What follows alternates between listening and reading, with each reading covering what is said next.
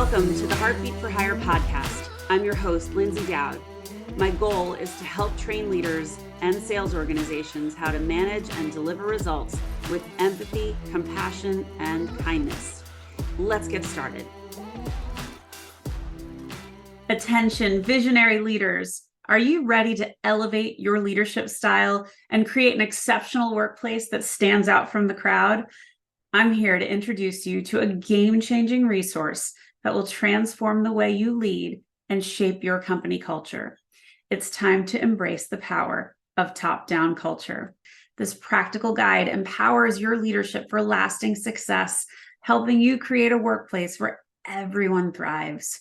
Get top-down culture today, and let's reshape the future of leadership together. Greetings and welcome to this episode of Heartbeat for Hire. I've got a fierce and fabulous woman to bring to you today. My friend Jenn Drummond is a mom of 7, successful business owner, and world record holder. As the first woman to climb the second highest summits on each of the 7 continents, she now spends her time inspiring others to create a thriving business and lasting legacy of their own. She shares her story and strategies for success through her book, Quit Proof: 7 Strategies to Build Resilience and Achieve Your Life Goals and Seek Your Summit.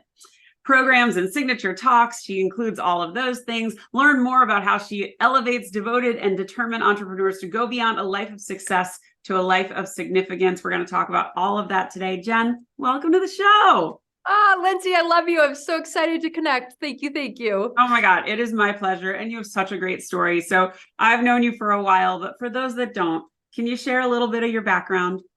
Yes. So I started a business out of college. I still own it, but I luckily hired myself out of a job, became a stay-at-home mom. I love all those people that thrive there. I was not thriving, but I was doing. I had a car accident that woke me up to the fragility of life, which renewed this new vigor of things I wanted to do and accomplish. Then just in June of this year, I finished a world record pursuit to become the first woman to climb the second highest point on each continent, which is super exciting. And here we are. Woo! I mean, it's super exciting, super freaking hard. Nothing. I mean, I watched you through a lot of these climbs. I don't think people understand this is not a hike. This is not a rock climb. This is like death and peril, like really serious stuff, right? It is. It's serious stuff. And I don't know, like when I signed up for it, like I didn't know what I was getting into in the most beautiful way possible, right? I was going to climb a mountain for my 40th birthday. My son upped the ante to Everest. My coach upped the ante to this record. And, you know, I was looking for something. I was looking for something to have significance and impact on all of us ladies and men out there. And so I stepped into it a bit naive, which I think is okay because it's done. But for a while there, I'm like, Jennifer, ask more questions. I love this so much because I was just on with another woman recently, and we were talking about how there are many seasons in your life. And, you know, you embraced the motherhood chapter wholeheartedly with 7 kids, and you weren't done. And I think there's this kind of, I don't think complacency is the right word, but this kind of resignation of, this is my life, this is what I'm doing. And you kind of fought that head on, and you went after not a little goal, a huge one. So talk a little bit about just the experience of climbing all of these peaks so people can really understand how incredible it was. Well, I did get bit by the complacency bug. So I'm letting you know that got me. And I kept selling myself on the idea, you know, our kids need us for sure. Like I needed to be home in the beginning years. And then all of a sudden everybody was in school all day. I'm like, okay, what am I supposed to do? I don't love helping in classrooms with glue and like holiday sweaters and Pinterest projects. Like I just don't. So I love Pinterest, but I cannot create Pinterest like things. I would be the classic Pinterest fail person. The nailed it cupcake mom. Yeah. Yeah. Where like the frosting's running off the side. And yeah, that's me. That's okay. I have other talents. Yeah. So the car accident like reminded me, hey, like you can wait to do some of this stuff again, or you can figure out a way to do it now and do things, like, and was reintroduced to my life. And so I took on this quest, and I'll be honest with you, part of the like beauty of the quest was it hadn't been done by a female. So to me, that gave me an out. If I didn't succeed, okay, no other female has either. So NBD, I'm okay. And I also I like to travel. So 7 continents, 7 summits. So I'm like, oh, how else am I going to give myself a reason to go to Antarctica or a reason to go to some of these weird places? So that was kind of an excuse for that.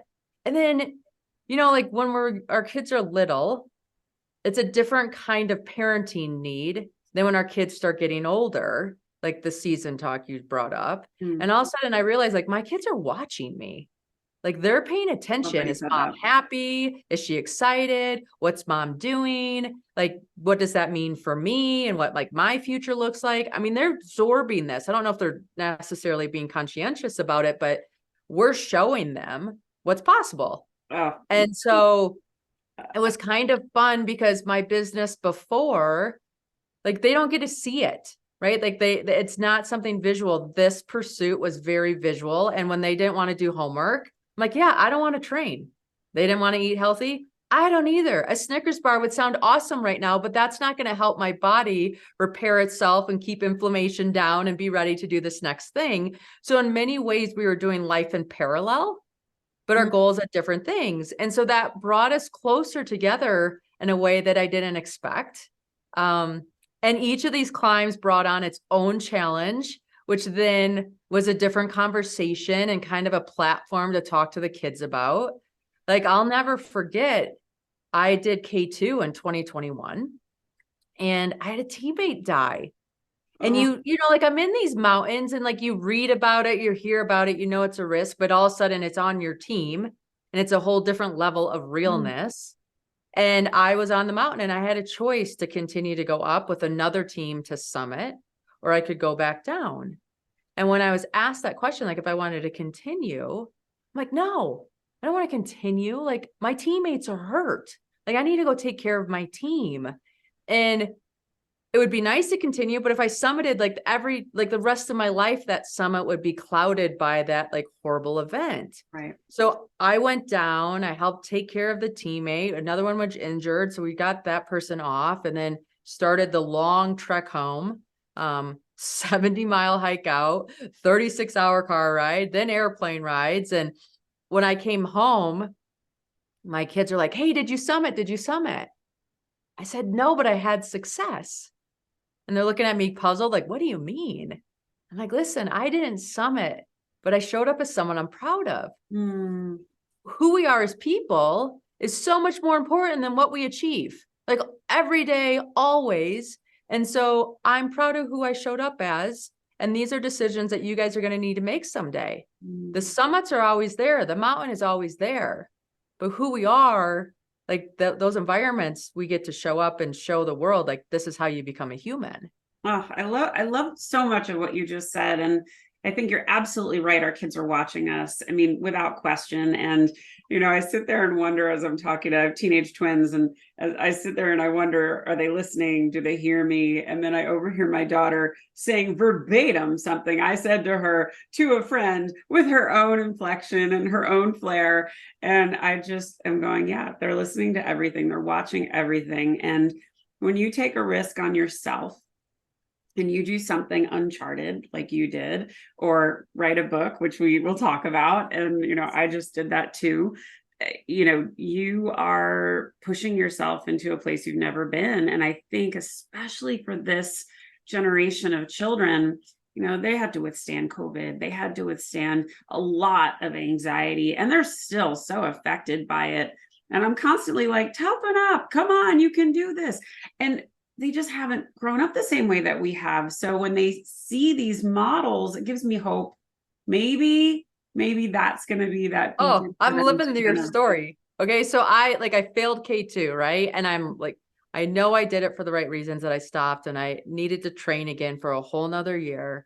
So I am getting ready to go back.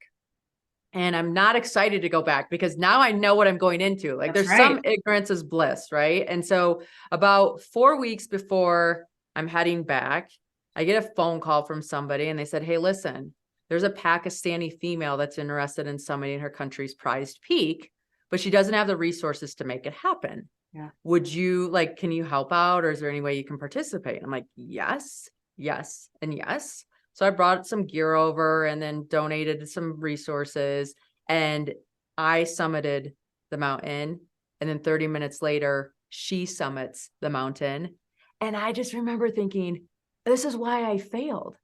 I failed because I could, like, now I could be part of this story, which is so much more magnificent than what it would have been the first time. And now little girls like my daughters get to see somebody that looks like them in a place that they haven't been able to see that before. And it opens up possibilities for them.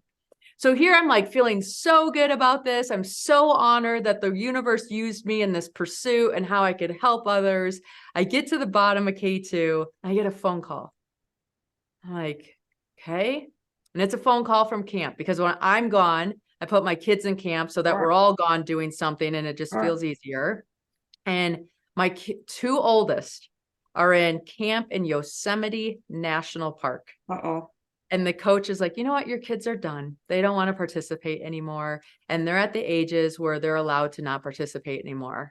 I'm like, well, that's cute, because I'm in Pakistan and I just climbed one of the deadliest mountains in the world. So I'm pretty sure they can participate. Yeah, I'm pretty sure they can last a few more days in Yosemite National Park. Yeah, but dig deep, very much. Oh my God. I wanted to die. I'm like, That's come hilarious. on. I'm just like, what's going on? Oh my God. I mean, my conversation would have been like, you tell them what I've just done and tell them to dig deep. I'll see them in a couple weeks. Yes. I'm like, you tell them that if they decide to leave that camp, they're going to wish for the rest of their life they could go back. Yeah. Good. Bravo, Mama. So let's talk about Quit Proof. I mean, I want to know, like, for those who haven't seen it yet or know nothing about it, what's the book about? Yes. So I wrote the book, Quit Proof: 7 Strategies to Build Resilience and Achieve Your Life Goals. And I teased that the book is titled Quit Proof because otherwise I would have quit the project. Like, it is so much work, because I'm collecting stories from the mountains, from building a company, from raising kids, and I'm trying to put them into categories so that it's like digestible for the reader. And you're trying to decide how much detail do you leave in? How much detail do you take out? Is the reader going to get the lesson and know how to apply it to their lives so they're getting a benefit? And it is just this massive puzzle with pieces everywhere and no foundation, because you create the foundation. You know, you've written a book. I do know. And it's, for anyone who hasn't written a book, there's the book writing process, and then there's everything that comes after, which is so hard. So you can't quit because you wrote this magnificent book and you have a great story. So sorry about that. Yes. So yes, no. And the book was like, it was fun to write from a standpoint of, my grandpa died like years ago, and he wrote down all his stories. And I'm so grateful for those stories. Like, sometimes when I do bedtime stories with my kids still, I'll read some of those. Yeah. And so I'm like, okay, well, it forced me to collect stories so that at least my kids will have something to read at bedtime if nobody else in the world decides to buy the book. And then it also helped me put together like punchy sound bites. So when I'm talking to people or whatever, it kind of organizes my thought process a little bit more and makes it beneficial for those that are listening. Well, and you're not just on you put the book out there. I mean, you're doing quite a bit of press. You've been on the Today Show. You're doing some really exciting things. So it's affording you some wonderful opportunities. And I mean, as any author understands, you want it to be a door opener. So how has that been received? How are people responding to the book right now? Yeah, I think we talked briefly about this before we got on. You're putting your heart and soul out there. Like, this is my raw being. This is my way of interpreting life, or these are things that I experienced that I'm sharing with you. And so we've had test readers read the book, and everything has come back. And now, like, double blind, like no one knows or whatever. Right. It's been very positive, which is so reassuring. And you want to make a difference, right? You want that like aha moment to happen for somebody and have them step into who they are and the magnificent being that they are and have the courage to live that truth out. And I quit on myself. Like I quit on myself when I had the kids and they were in school and I didn't quite know what to do. And I told myself it'd be later. And then that car accident woke me up and I'm like, okay, like I'm back, like we're doing this thing. And I think about what has happened since then and all the things that have happened for myself and for others and for like the world in general. Like we need to not quit on ourselves. Like those things that like get you questioning, you're curious inside of your heart, explore those things because the whole world benefits when you have the courage to do that. Well, I love that you said that. And there's a show on Netflix right now, and it's something about the blue zones. And if you're familiar with blue zones, it's concentrations of centenarians. So lots of people living to 100 years old, all living in one area at a time. And there's 5 blue zones in the world. And I guess one of the common threads through all of the blue zones is people don't really retire like we have this mindset in this country. Like they continue to garden, they continue to walk, they continue to, and there's a guy in Costa Rica, he's like 103 years old and he's still a cowboy. And if you looked at him, you'd think he was 75. Like it's mind-blowing when you have that mentality of I need to stay agile, I need to stay active, I need to keep my mind active. And I love that you discovered that for yourself and the doors that it's opened as a result. I think, this idea of I get to stop or I get to pack it up and like just chill. You kind of have to find that thing that keeps your motor running. Yes. Yes, 100%. And allow that thing to be different. Like I was like talking to a friend who was still talking about like my son's playing football right now. So he was like bragging up his story about his football career and blah, blah, blah, blah, blah. And I came home and I'm like, I cannot hang my hat on this world record, or I couldn't hang my hat on the business that I built. Like there's so many more things I want to do and experience and try to become, because every year, every day, every week, every month, we get these chances to try and to experience and to explore who we are in these different forms. And so I'm like, I want to make sure that I'm not the person telling the high school football stories about this event that I did. I want more of those. Right. I don't even care if they're successful or not. I just want the experience of what it was. So I learn about myself. Oh, I love that. And I don't think you're ever a person that would rest on their laurels, but I think you certainly can be proud of your world record and you can be proud of your book and your business success. So talk a little bit about your business. Who do you work with? Who are your clients? Yeah. So the new business, right? This whole Jenn Drummond deal. I work with companies and do a lot of speaking and then leadership training. I also have the affinity of the outdoors, right? Like I live in Park City, so I live in this beautiful environment. This weekend, in fact, I'm taking some people out on a hike, helping them unplug so they get rid of the noise outside of themselves and reconnect to the inner power within and just do a recover, recharge, restore of who they are so they can show up with more energy into all their other activities that they're committed to. I love that kind of stuff. Why? I mean, who wouldn't? You're going to hire me to take you on a hike. That's freaking brilliant. Yes, great business model. Congratulations. Thank you. You also have a podcast. Talk a little bit about that. Who are your guests? Where do people listen?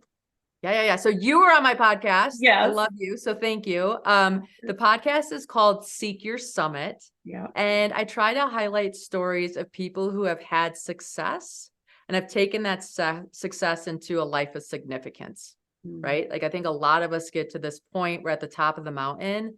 We're like, wait, there has to be more. And there is more because we help other people get to the top of their mountains or have an impact on a community that the success we has privileged us to be able to contribute. So it's super fun. I love meeting the people that I interview. I love having the conversations. I'm gonna have to start releasing more episodes than what I'm doing right now because I have them backed up because anytime I'm like, yeah, let's interview this person. Let's interview that person. So it's just such a happy place. It is. I mean, that's part of the reason why I keep doing it. I get to talk to people like you and these incredible stories I get to share. So it's such a joy. So you get to work with a lot of entrepreneurs. What is some of your best advice for aspiring entrepreneurs or people that are in it right now? Yeah. I think it's easy to get carried in the tide for a lot of them. And then all of a sudden they get washed to shore and they are like, wow, okay, what do I left something like they lost themselves a little bit. It's easy to get busy and just get lost or whatever. So if you're an entrepreneur, I encourage you to do check-ins with yourself. Be like, is this the path I want to go? Is this the course I want to chart? Do I have all the people with me that I want to have with me? Am I making sure I'm giving attention to those people and not losing them along the journey? And are you staying true to yourself? I've been offered a lot of business opportunities that on paper look great, but I know who I am. And I'm like, you know what? It's not a long-term fit for who I want to become. And, and have the courage to say no. Yeah. That was a goal of mine, to have the luxury of saying no. And yeah, when I get there, it'll be a joyous day. So I'm celebrating you. It's already happening. So what's in the future for you?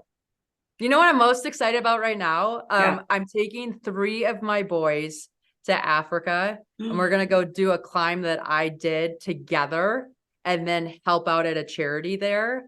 And I have like white males in the United States. So I'm like, we need to do something cool for your college resume. So we're going to go do this thing together. And they're like, we're finding out our fears, right there. One of them's afraid of heights. And so we're starting to work on that together. And I'm so excited to do this pursuit with my kids and see how it shows up for them. Oh, it's so cool. They're going to love it. And going to a new environment and seeing so many unfamiliar sights and sounds and people is just going to be the best education for them. And I'm so happy for you that you get to experience that with your boys, because they're never going to forget it. I'm like, Liz, I'm so sick of the new Nike store or like the new like conversations that we're having. I'm like, we're getting out of this bubble and you're going to go see an environment that no one cares what Nikes you have. Okay. Yeah. This is going to be good for all of us. Yeah, I love that. Oh my gosh. Well, best of luck. Is that the summer you're thinking? We're going in February. So our school break has a week off. Okay. And I've been working with the school to take an extra week off. So we're going for 2 weeks in February. Amazing. Amazing. And what's the peak?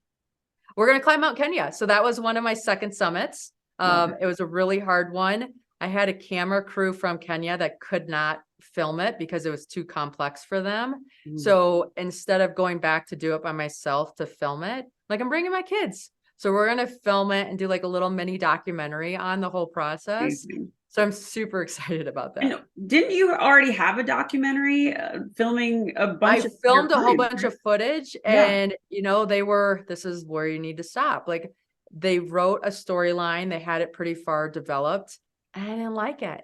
And I'm like, I only get to build one of these with this story. I do not want this story to be the through thread that we tell. So I stopped it and it was really hard to stop because we were really invested, but I just knew it wasn't right. So we stopped and we're working on different pieces. Well, hopefully you can keep the footage and make it exactly what you want. Exactly. I own the footage. I did that on purpose. So it'll come out when it's time. Good. So Jen, what inspires you? People like you. Everybody inspires me. I know someone asked me that the other day and I'm like, you know what? I drive down the road and I get excited when I see flowers growing on the side of the road that shouldn't be there. I get so excited about the smallest things. And for those of you that are listening, like the smaller the thing that you can get excited about, the more joy you get to have in your life. So true. So true. And it's all the way you look at your life. It's if you can find joy in those little things, you will find joy everywhere. That's awesome. And what would you like your legacy to be? My accident taught me I do not get to choose when I die. Right. But I get to choose how I live. And so I would love people to embrace the choices that they make to live the life that they desire. So when I die, I want people to think, how am I living? What choices am I making? I love it. Oh, mic drop. How do people find you, Jen? Yes. So jenndrummond.com, double N on the Jen. And that will have Amazon links to my book, some fun little challenges I put together, all my social media channels. So whatever your favorite is will be there. And please reach out and connect, because that's my favorite thing, is when I learn about other people's stories and journeys and just get to have that real human connection. Well, this has been my pleasure. Thank you so much for being on the show. It's been a long time coming. I'm so happy for all of your success. And guys, follow Jenn, connect with her. You will not be disappointed. She is chock full of joy and amazingness. And thanks for listening to this episode of Heartbeat for Hire. See you soon. Thanks for listening to Heartbeat for Hire. If you like what you hear, I'd love it if you'd subscribe and leave a 5-star review. To keep the conversation going, you can find me on Insta or at LinkedIn at Lyndsay Dowd, H4H, or you can reach me at my website, heartbeatforhire.com. Thanks so much. Have a great day.